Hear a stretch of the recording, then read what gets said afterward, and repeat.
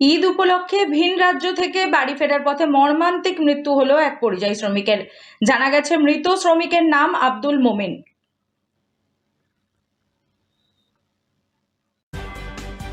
ঈদ উপলক্ষে ভিন রাজ্য থেকে বাড়ি ফেরার পথে মর্মান্তিক মৃত্যু হলো এক যুবকের। ঘটনাকে কেন্দ্র করে শোকের ছায়া নেমেছে মালদার ইংরেজবাজার ব্লকের উত্তর ভবানীপুর এলাকায়।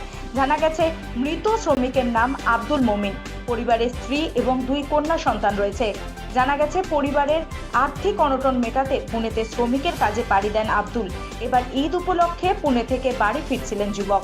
বাড়ি ফেরার পথেই এই দুর্ঘটনা। ট্রেন থেকে পড়ে মৃত্যু হয় যুবকের। বৃহস্পতিবার রাতে মৃতদেহ নিয়ে আসা হয় বাড়িতে। মৃতদেহ বাড়িতে আসতেই কান্নায় ভেঙে পড়ে পরিবারের লোকজনেরা। পরিবারের একমাত্র রোজগারকারী ছিলেন আব্দুল। বর্তমানে পরিবারের ভরসা সরকারি সাহায্য। আমার স্বামী বাইরে গেছিল খাটতে গিয়ে ট্রেন থেকে পড়ে গেছে। মানে বাড়ি আসছিল? বাড়ি আসছিল। কবে সেটা? কালকে এসেছুন তো বাড়িটা। অনেক গরিব আমি, অনেক গরিব। আমার মানুষ নাই, দুনিয়াতে কেউ নাই। আমার মানুষেরা কেউ নাই। সরকারের জন্য হেল্প চাই, আমার 2টা বাচ্চার জন্য। আমি নিজের জন্য চাই না, আমার 2টা বাচ্চার জন্য। টুয়ার করে চলে গেছে আমার স্বামী।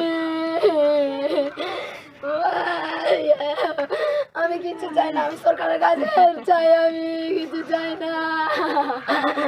আমার স্বামী জন্য আমি কিছু চাই না। আমার 2টা পরিবার থাকলে গেলে সুখী, আমি সুখী। আমার পরিবার, আমার সরকার থেকে হেল্প চাই। আমি আবার কেউ নাই দুনিয়াতে। দিদি, কোথায় এরকম ঘটনাটা ঘটেছে? রামপুরহাটে। আপনার স্বামী কি দেহ এখন এসেছে? এখনো এসেছে? এখনো আসেনি, পৌঁছায়নি, একবারও কথা হয়নি বলে। আপনার নাম? সম্পা খাতুন।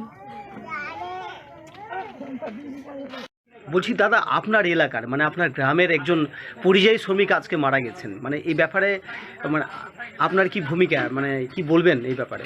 ছেলেটা পুনা থেকে কাজ করে বাড়ি ফিরছিল ঈদের জন্য।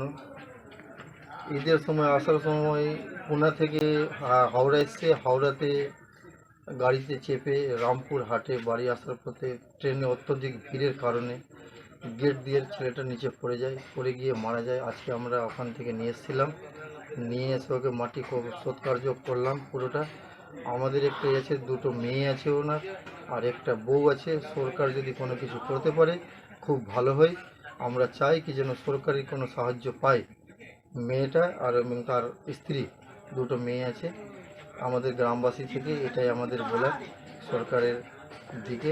আপনি একজন মেম্বার এলাকার? এই এলাকার মেম্বার। মানে আপনি মানে এই ব্যাপারে কি পদক্ষেপ নিয়েছেন? হ্যাঁ, পদক্ষেপ যে আমি বিডিও সাহেবকে জানিয়েছি, আইসি সাহেবকেও জানিয়েছি।